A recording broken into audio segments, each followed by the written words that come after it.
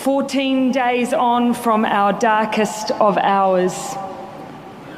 In the days that have followed the terrorist attack on the 15th of March, we have often found ourselves without words. What words adequately express the pain and suffering of 50 men, women and children lost and so many injured? What words capture the anguish of our Muslim community being the target of hatred and violence? What words express the grief of a city that has already known so much pain? I thought there were none. And then I came here and was met with this simple greeting. Assalamu alaikum, peace be upon you. They were simple words, repeated by community leaders who witnessed the loss of their friends and loved ones. Simple words whispered by the injured from their hospital beds. Simple words spoken by the bereaved and everyone I met who has been affected by this attack. Assalamu alaikum, peace be upon you. They were words spoken by a community who, in the face of hate and violence, had every right to express anger, but instead opened their doors for all of us to grieve with them. And so we say to those who have lost the most, we may not have always had the words. We may have left flowers, performed the haka, sung songs, or simply embraced. But even when we had no words, we still heard yours, and they have left us humbled, and they have left us united. Over the past 2 weeks, we've heard the stories of those impacted by this terrorist attack. They were stories of bravery. They were stories of those who were born here, grew up here, or who had made New Zealand their home, who had sought refuge or sought a better life for themselves or their families. These stories, they now form part of our collective memories. They will remain with us forever. They are us. But with that memory comes a responsibility to be the place that we wish to be, a place that is diverse, that is welcoming, that is kind and compassionate. Those values represent the very best of us. But even the ugliest of viruses can exist in places they are not welcome. Racism exists, but it is not welcome here. An assault on the freedom of any one of us who practices their faith or religion is not welcome here. Violence and extremism in all its forms is not welcome here.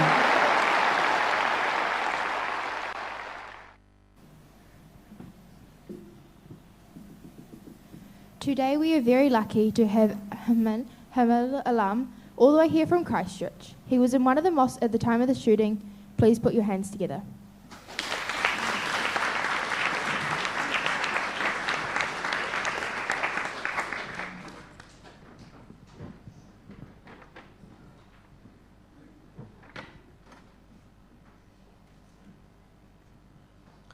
Bismillahirrahmanirrahim. In the name of God, the most merciful, the most kind. Dear fellow teachers and beloved students, Assalamu alaikum. Peace be upon all of you. Kia ora. Thank you very much, and it's a great privilege to be standing before you to share the story. It's really hard, but I have to share it. When the attack happened in Christchurch, after that I thought I won't talk about that to anybody because I was so broken. I wanted to be silent. But then I realized that if I be silent and if I don't talk and share these things to others, it will be running after me. So that's why I'm here today to share what happened that day and why I'm here today. So in 15 March, we all know what the massacre happened in Christchurch. In that beautiful Friday morning, I was preparing myself to going to mosque to pray.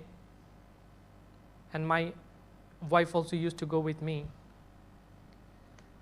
But that day she was hungry and she wanted to have food before she wanted to go to mosque. But I was late. I said to her that if I wait another few minutes, I will miss the prayer. So rather I better go now. You will stay at home.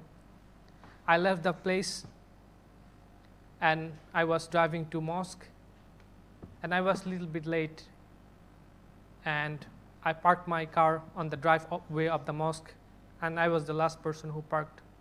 I entered the mosque. I was calling my friends because we used to go together to the mosque to pray. I entered the mosque. I was listening to our religious leader, the nice verses from our holy book, some nice words. And I was also waiting for my friends because he wanted to come as well. I was waiting, but she didn't come yet. So I texted him, "Where are you?" He said, "I'm coming, I'm on the way." But it was late and we already started our prayer. And when I entered the mosque, I was like a little bit behind from our religious leader. Then when we all started our prayer, we used to go front. So I had to go a couple of steps ahead from my previous place. Then we started our prayer.